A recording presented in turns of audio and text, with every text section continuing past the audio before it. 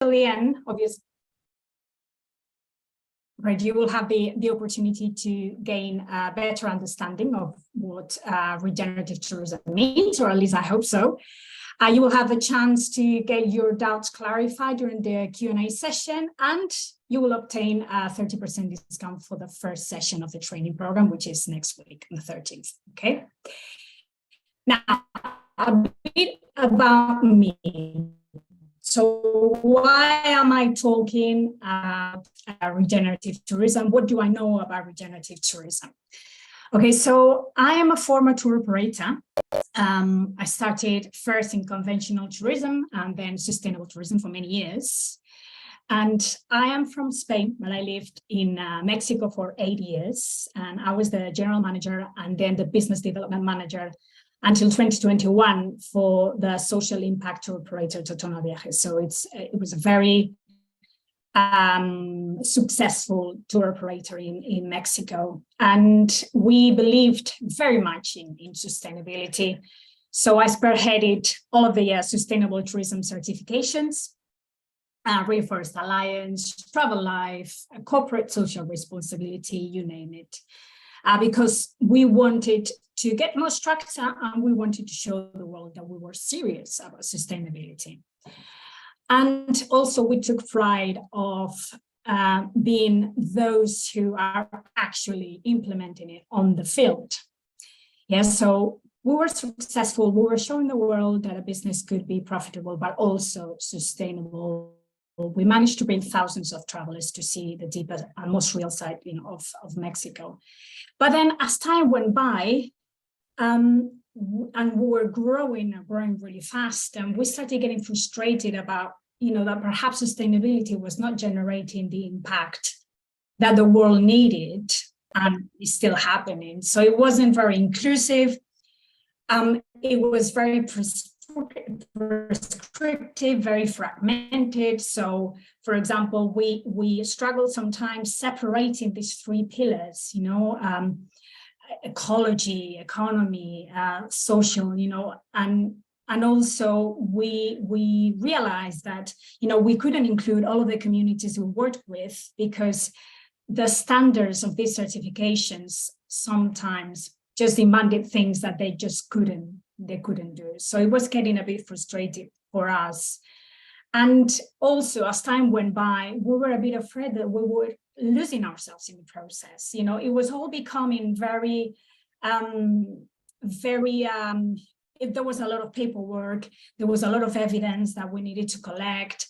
So we were really afraid of losing this essence that we started with. So we had also our internal challenges. So I understand very well all of the challenges that you must be going through at the moment as tour operators or tourism businesses, internally with the value chain, with the clients, etc. So that's what made me go to do more research, to seek more answers. That's when I encountered regenerative tourism. So that's when the RegenLab was born.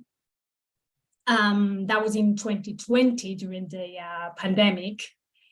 And I've done a lot of work related to regenerative tourism. I've done a lot of research. I've created a lot of methodologies, frameworks, etc. And yes, so that's why I decided that it was very important to help other tourism businesses to do this transition towards regeneration. And here we are.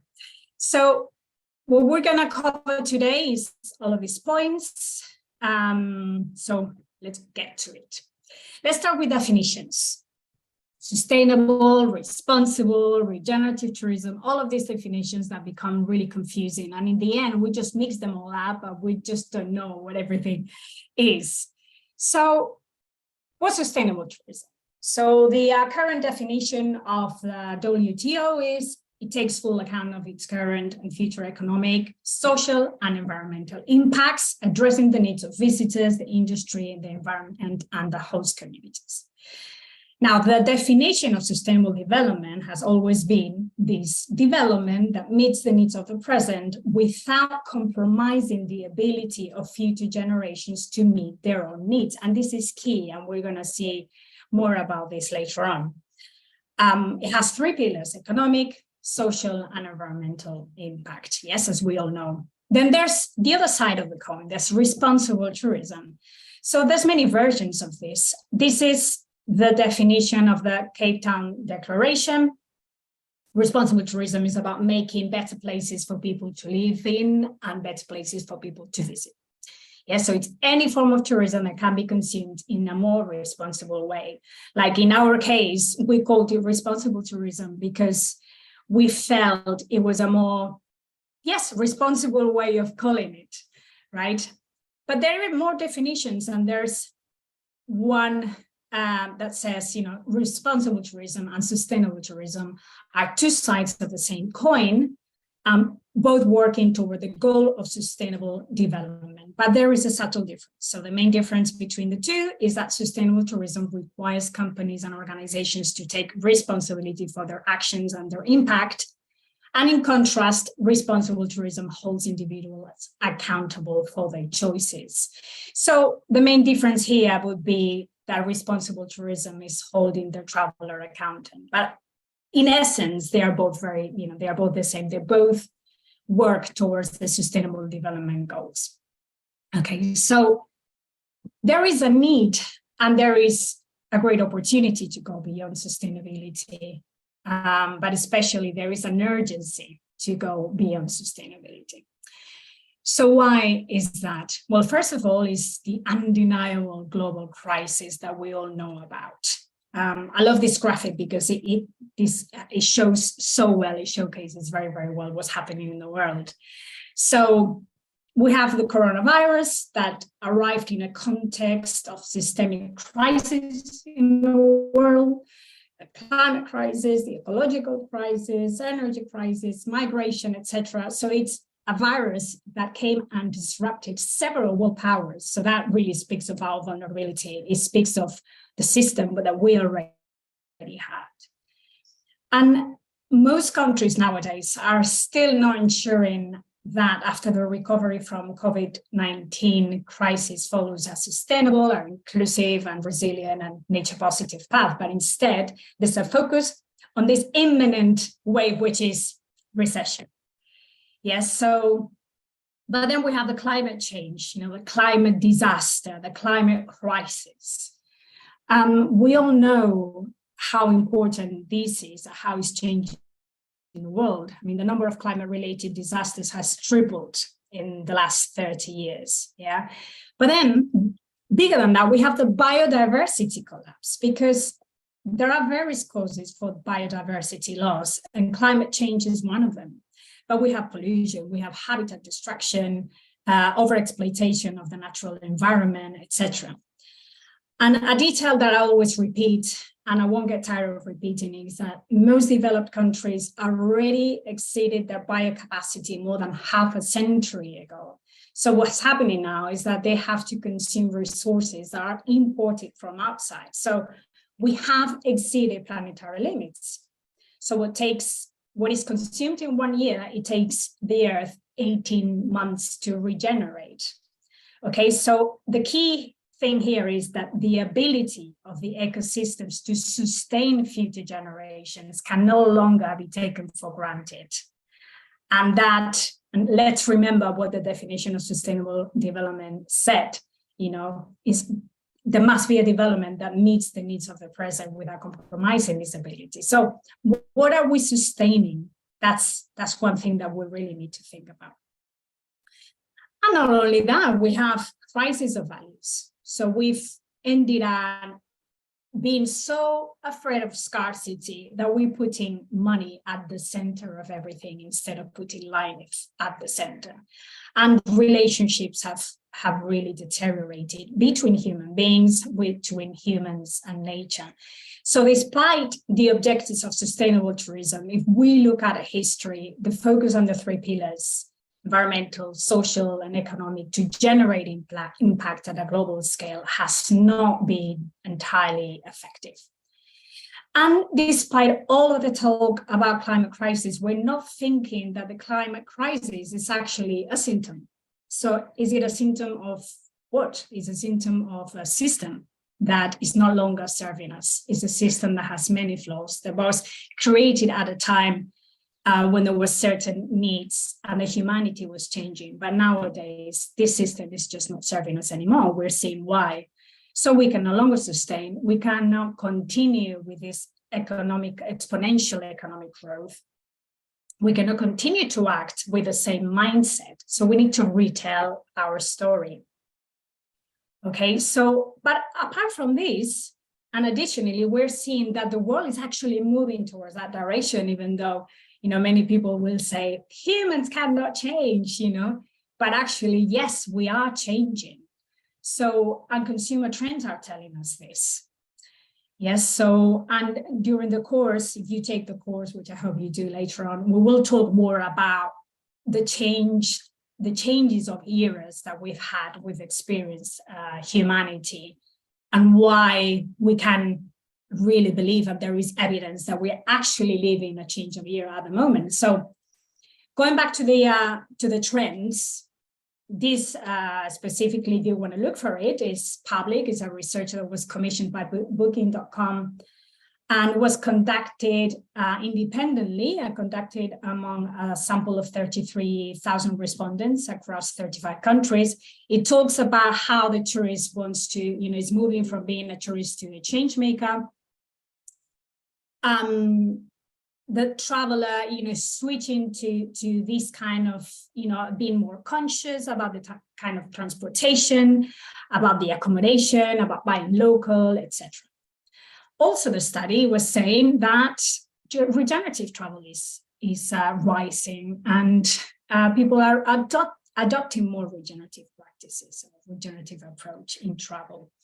Okay, and in general, this is not just in tourism. So outside of tourism, there's a lot of studies that talk about how the brand's ethic impacts their purchase choice in general, and then how so many people have stopped using a brand due to ethics, for example. So companies and businesses really need to keep up with this. So what is regenerative tourism proposing here? What have you read about regenerative tourism? If you have time to tell us on the chat, any of these things that it says here, that regenerative tourism is a new word for sustainable tourism. It's just some certain practices to reach sustainable tourism. It's just another type of tourism, like ecotourism. It's a buzzword to sell more, because that's what I've heard the most in the past few months in several events. It's a buzzword. People get really annoyed by this word. Also very popular, the visitor leaving the place better than they found it, or just adding certain, offset activities to reach sustainability, or even volunteerism. Okay, so this is, these are some of the stories that are going around that are not correct, because none of this actually shows a big change in behavior, and regeneration is a fundamental mindset shift. This is very important that we bear it in mind. Yes, so I'm going to show you a little bit the trajectory, because I think it's very visual. This is a graph made by Bill Reed from the Regenesis group, and they are pioneers in regenerative development. So we start down here with, conventional practice, which is one step better than breaking the law. It's a very degenerating system. Then we went on to be a bit more green. So everything was green, right? The lead and green glow, but also technology, so it was more centered on that, but it was still quite fragmented. Then we took another step to sustainability, and that was like neutral, 100% less bad. Yes, so after that, after sustainability is when we're starting this trajectory towards, we go to restorative, humans doing things to nature. So we are restoring, that's a really good thing. But we are still a bit separated. We're still not understanding ourselves as nature. And then the final step is regenerative, which is not final, because regenerative is not a destination or is not an objective. It's a culture, it's a mindset. Yeah, and that's really important. We don't do anything regenerative to get stuck into an objective where we're not going to move. So it's a process, okay? And regenerative is more like humans participating as nature, is the co-evolution. And then some of you will say, well, actually, I'm going a bit over, and I think sustainability is much more than what you're saying here. And yes, sustainability has moved over, has improved. So there's a new graph that Bill Reed and Pamela Mann have created, which I think is fantastic. And it talks about how it started like this. Then we realized that actually we can't harm and then compensate. So just do not harm. Yeah. And then why don't you repair and restore? That's net positive, But it's not only about carbon. So it's so much more. So to have the paradigm shift, we need to redefine success. We need to partner with nature. We need to build capability of the systems. And very importantly, we need to create the conditions for life to thrive. Okay. So what is regenerative tourism? Regenerative tourism is to develop tourism within an integrated mindset of regeneration. So that's what it means. There are official definitions. This is my definition for my thesis. Back in, when I did it in 2018. So it's a tourism with a systemic approach that seeks to facilitate a deep and transformative encounter of humans with ourselves, with the others, and with nature. So we always work on these three relationships.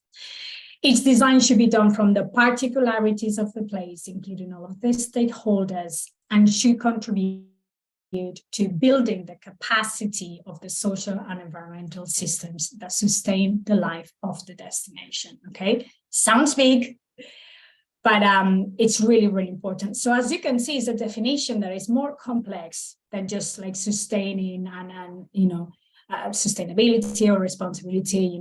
It's a definition that englobes and encompasses a lot more. Okay, but most importantly, we generate the conditions that are conducive to life, as we saw on the graph. If you take the course, we will see examples of what that means for businesses, for destinations, for our lives. Okay, how we imitate nature, how we do this as nature. Yeah. So, what are some of the differences or the main differences with sustainability? Humans are part of nature, as you've seen here, and co-evolve with it. We are not above it. That's really, really important. And you have to think this way internally in your organization, with the value chain, with the product creation, with everything you do. It uses a holistic perspective where the human being understands that we are nature, we are part of it. So our aim is to co-evolve with it. How do we co-evolve with nature? Aligning with cycles, being reciprocal, being collaborative, always thinking in terms of systems. So we learn how nature works, because after all, the Earth has shown great resilience and wisdom for what scientists have estimated to be 4.5 billion years. So there must be something, they must be doing something right? So we follow living systems principles. We strengthen the three relationships that we mentioned with ourselves, with others, and with nature, and we no longer see natural resources or the local culture as a commodity, something to serve us and entertain us. We make sure they thrive. And we apply this to living organizations. Living organizations meaning destinations, meaning projects, meaning businesses. So we think about the patterns of nature that are applied to organization. And this is something that we will work on during the course as well. And this is a framework that will, where we can analyze our organizations and see, how similar we are and how we are a living system. We are not machines, really. Then we have The second difference is that we build collectively and we co-design, and this is very, very important, and we don't work in silence and top down. Okay, so we need to develop a sense of purpose and a collective sense of what's meaningful for a tourism destination, for a community. So there must be conversations about the importance of the place to them, how decisions are made together, because if people in a tourism destination lack engagement and connection, they lose a sense of community. So this leads them to become mere bystanders of what's happening in the destination.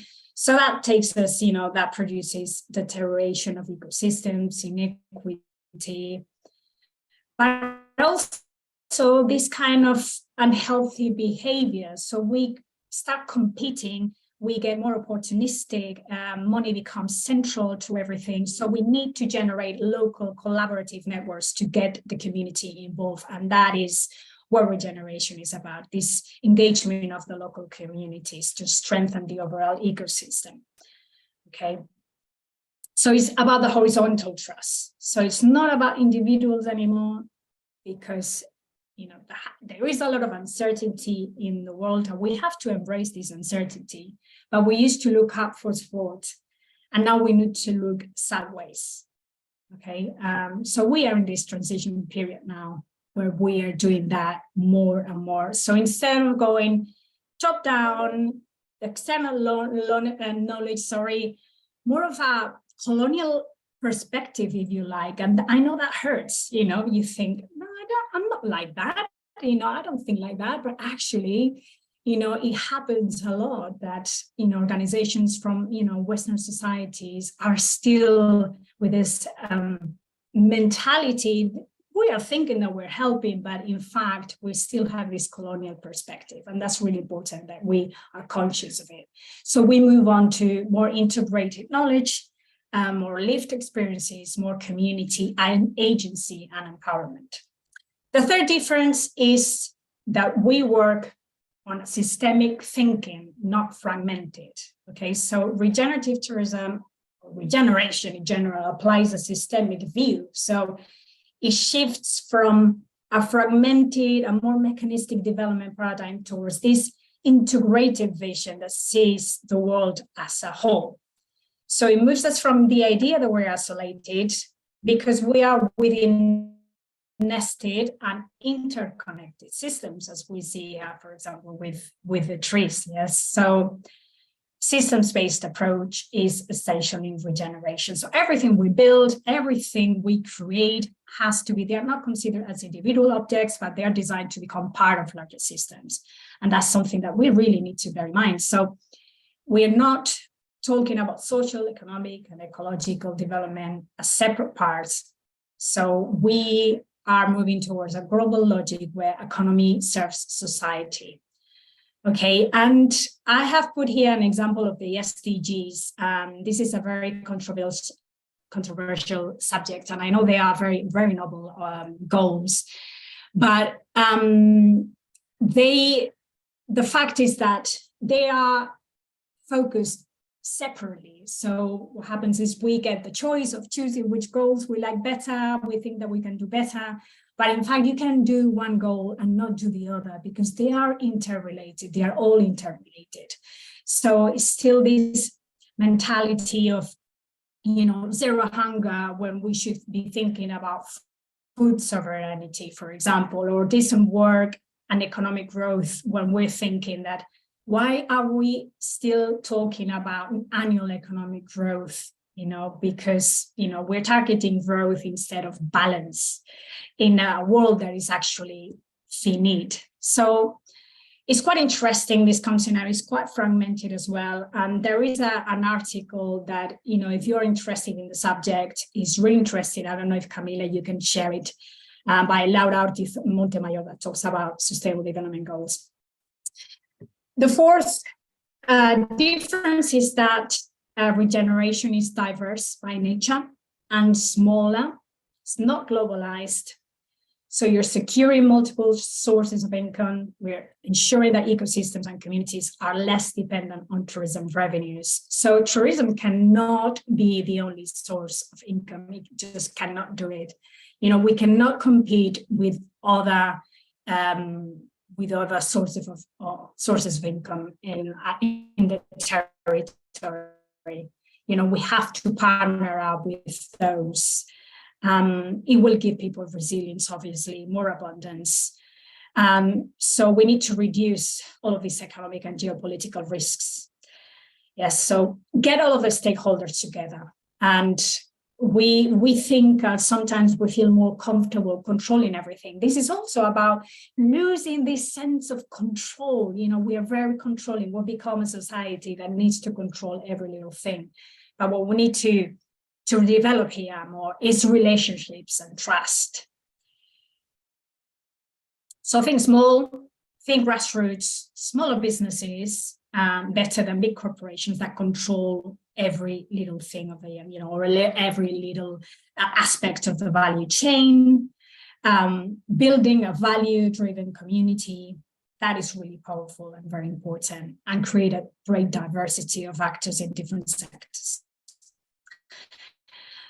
The fifth difference is that it's designed from place. It's not standardized. And that's one of our frustrations. I don't know if you remember at the beginning, I talked about some of the frustrations that we lived at the tour operator. And it was these certifications were not taking into account the place, the people, the culture, their pace, their circumstances. So that's what regeneration focuses on, is not about creating formulas that are standardized, that apply to everything. Is more about really understanding the place, understanding the spirit of the place. And then from there, we create formulas that are adapted to that place. Yes, so we're guaranteeing that the meaning of the place, the common purpose of why people visit the place is safeguarded. Yes. Now, we go to experience design. So how does regeneration happen as a result of encounter? I don't know if maybe you are designing your products, your own experiences from the ground up, or maybe you are reselling the experiences. And if you're reselling the experiences from your local partners, do you know if the community is involved? You know, where the products are bought, etc. So I'm going to give you an example of what could mean an experience that is based on a sustainability mindset or a more conventional mindset, and then an experience that is created through this, you know, sense of place, more regenerative mindset. So this, imagine, you know, we have a tourist town located on the shores of a lake where most of the locals go every day to stop and contemplate the sunset, right? So we have been hired to create an experience there. We observe this and we think, wow, actually there's a lot of potential in this place. Okay, so with this sustainability mindset, what I do is, okay, so this could be a place, an attraction, micro destination within the village that would be designated for the sunset activity. So we could call it the sunset place. Yeah, so from here, a waterfront is designed. We include a recreational space, waste recycling dispensers, a cycle path to encourage cycling, signage indicating the name of some native species, and benches for people to watch the sunset, right? So we're doing some sustainability practices here, yes? And we are creating infrastructure to make it easier for visitors to do what it's being observed. Okay, in the mindset of regeneration, what we see here is we really, really pay attention to why the locals are watching the sunset. What does that mean for them? Do they want to share this space? We do a mapping of what people feel in the place when they watch the sunset. So instead of intervening exclusively with facilitating infrastructure, we realize that people go there because they need the silence. Okay, so we could declare it a sanctuary of silence, a place of reflection, a contemplation and peace. So we could call it, instead of the place of the sunset, the sanctuary of silence. Yes, so in addition to some, yes, sustainability practice, we would be guaranteeing that the meaning of the place and the common purpose of why people visit it is somehow safeguarded. Yes, so we create a code of conduct, we make it coherent with a sense of place. Okay, there is another really wonderful example, is Center for Eco-Literacy, Quintessencia, Argentina. There are many examples. It is growing because at the end of the day, regeneration comes from, I don't know if anyone thinks that if regeneration is new, but actually it's not new. It comes from ancestral knowledge, from indigenous communities. So many indigenous communities have already been practicing this or doing this for millennia. This center is really interesting. It's a very, very good example of systemic development. Their mission is to inspire the co-creation of new regenerative cultures for a thriving and healthy future of human and planetary life as a whole. Okay, so they are building a school of nature, and they're using the principles of ecological systems as a basis for design. The School of Nature is biomimetic building with the aim to accelerate this transition towards this society that they want to be ecologically literate. So it's permacultural, the constructions are bioclimatic, the energy used is renewable, but apart from this, apart from the way they're built and their production, etc., there is a system that blows my mind and talks about, food production is agroecological, and every time the sun rises, the way that they are designed, when the sun rises, rains or the wind blows, all of the productive and energy systems are activated. So it's all systemic, they're all interrelated, they all work to make people thrive, if you see now more or less, if you understand a bit better what I mean. So, and also they promote constant feedback with the community. Yeah, so they work collaboratively with schools, with businesses, with political actors in order to create a culture of care for life. They have projects of restoration of the local ecosystem, etc. So it's a really, really nice example of project that is transitioning towards that with this regenerative thinking, of collaboration, partnership, of systemic thinking, of creating these conditions that generate life. Okay, so summary of these differences. We can send this slide to you if you want it. So instead of human being above nature is co-evolves with it, instead of the reductionist thinking that we still have, is a more holistic thinking.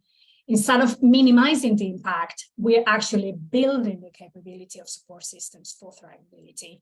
Instead of unlimited growth, scaling up society, services of economy, there are planetary limits that we're aware of. So we're respecting those planetary limits. We're scaling out and not up. And the economy is in service to the society and the ecosystems. Instead of being a top-down movement, more of this colonialist mindset, the community has ownership and is empowered. Instead of using standardized formulas, we actually use the particularities of the place to determine the design. Instead of the community being briefly consulted or not at all, there is a real co-creation with the community. It's more inclusive. Instead of inviting always these external experts and with diplomas and positions that are valued, we value collective intelligence, we value interdisciplinary and transdisciplinary, we value experience, life experiences. And instead of competition and working in silos, we are sharing and we have a more collaborative mindset. So the main difference, I would say, between sustainability and regeneration, and many of my colleagues agree with me as well, is that the latter, in regeneration, we're changing the narrative. So we are aware of our subconscious bias, our status quo, our dependence or control outcomes, standards, measurements, our tendency to distrust and compete, And we're changing the narrative, but this is not something quick and easy. So we have to do the work, and that's the truth. So we cannot get from A to B without having difficult conversations, without taking the time to do this, without showing humility to unlearn, without being open and building real relationships. Okay, so why does the tourism industry need to transform? Well, it's, as you know, one of the fastest growing economic sectors in the world. The other day, I heard that there is a report of the WTTC, the World Travel and Tourism Council, that reveals that within the next decade, 1 in 3 jobs will be in tourism. And that amounts to 126 million jobs. So we know that tourism can be a force for good, but we also know that it can create huge inequality gaps and environmental degradation. So it's very, very important that we develop this under the paradigm of regeneration. So we ensure that we're building a common future where we put at the center the well-being of human beings and the earth. And this is paramount, really. So the need and the opportunity for your business to thrive, regeneration means diversity. It means inclusion. There's loads of benefits, of course. It means attending to life needs. It's creating flourishing communities, but it's also about creating revenue, because that is always a concern. We always think that we have to choose between one and another, but we don't actually. So when we put life at the center, when we build these relationships, we create resilience and we create abundance for us as well. So it gives us connection as well. It gives us lower staff turnover, because at the end of the day, you're going to have staff being really proud to work for you. You're building bridges with your local allies and clients, etc. So do you need support to get started if you want to continue this journey? I have created this program because when I started this journey, it was really confusing. There was information all over the place. Initially, with my practical mind, it just all felt very abstract. So I had to work really, really hard to put it down into practice. And after delivering a few educational programs and talking to many, many, many tourism businesses, I realized that they need a hand. You need a hand. And I think that I can provide this assistance for you. So I've created this program. It's called The Journey to Regenerative Tourism. If you want more information, you can, click on that link or the QR code. And this training program consists of an introductory course of 90 minutes that I'm going to do next week. We're going to do on the 13th of July, plus 3 modules. These 3 modules, the first one is culture and stewardship. So we're going to create an internal culture which, using nature-based solutions, will create these conditions for people and your organization to thrive. So it has implications around recruitment, staff retention, well-being, etc. Value chain, how we define community stakeholder needs and a common purpose and improve communication. And this reduces the distance with your supply chain, turning them into partners and advocates. And product offering is the module 2, which is develop skills in-house to transform your product portfolio in a way that is transformative for the communities and your clients. So this will result into client loyalties, improve supplier relations, and all built on positive impact. So for next week, if you stayed until now, and if you have, thank you very much. If you book within the next 48 hours, you will obtain a 30% discount on this session. You just need to type Introduction 2023, all in one word for your discount. That's Ticket Tailor event page.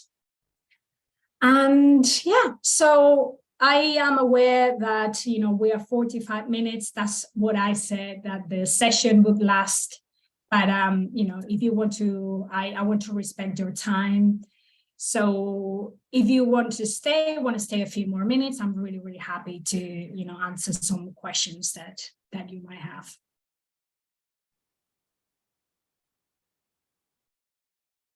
There are no questions in the chat, but if someone wants to raise the hand, it's also possible.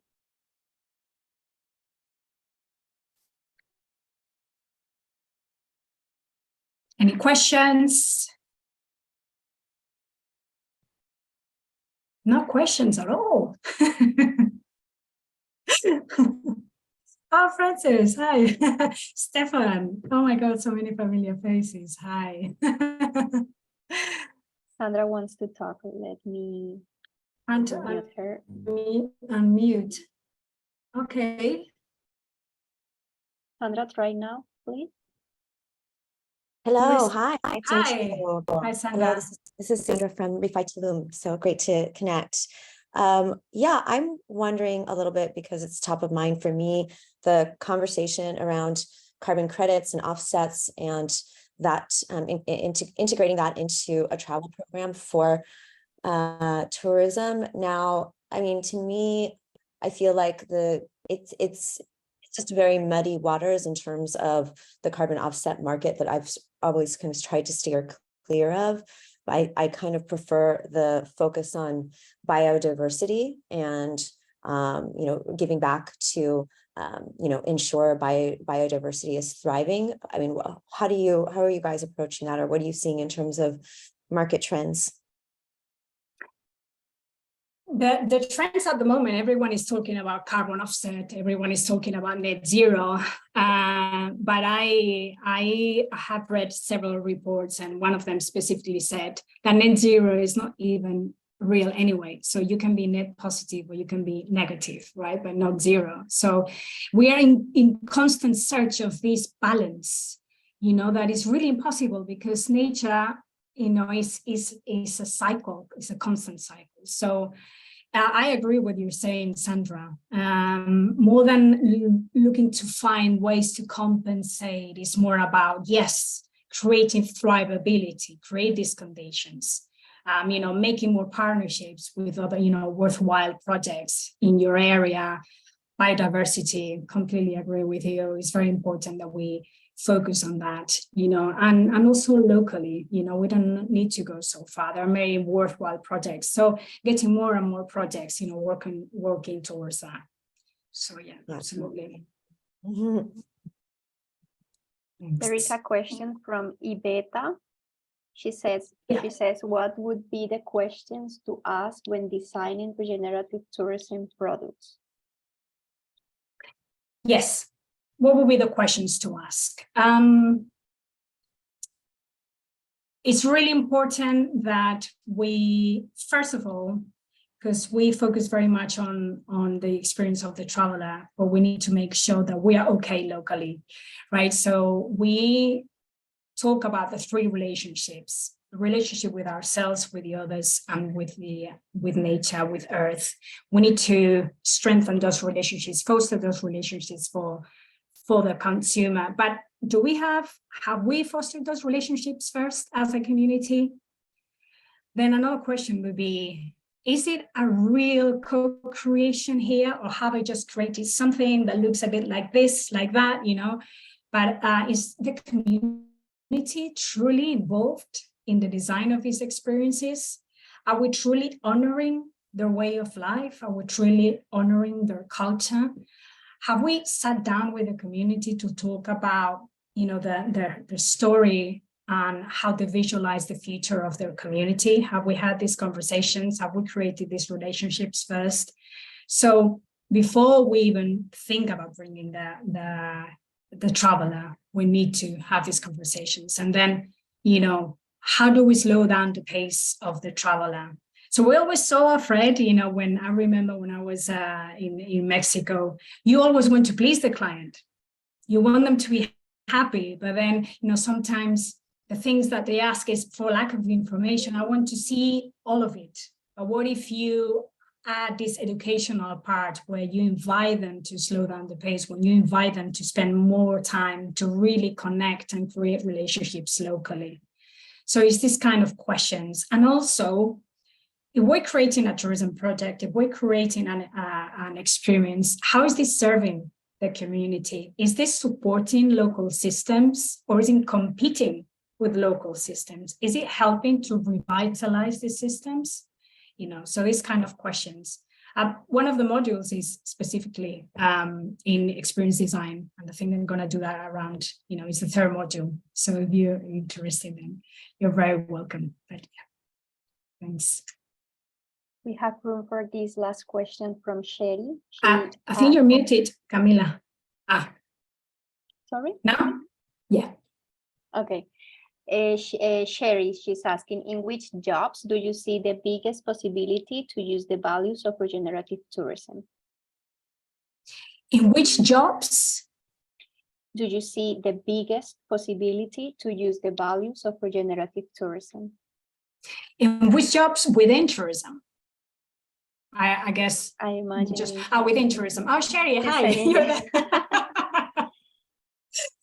So, okay, there's different roles. We have the role of the local provider.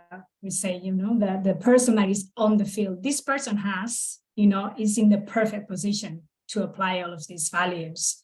But then there's also the DMCs, and we think that DMCs, are very, very close to the community. Sometimes they are not, they have great opportunity sometimes to catalyze these relationships and to catalyze this. In our case, we had to do work with our local allies. We had to do an exercise of creating our common purpose together, to get aligned. And that's really important, to be aligned.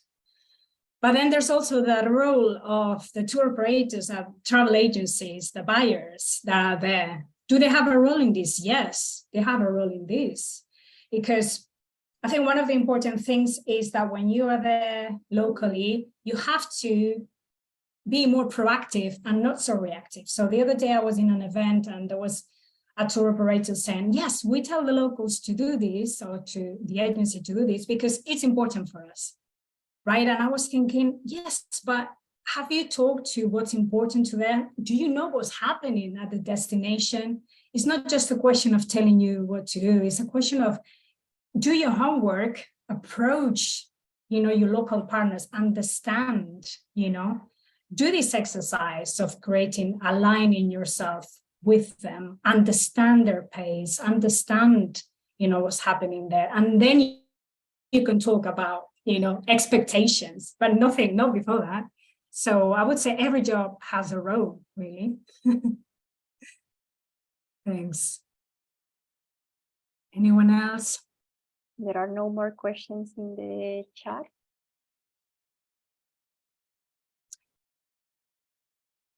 So I think we're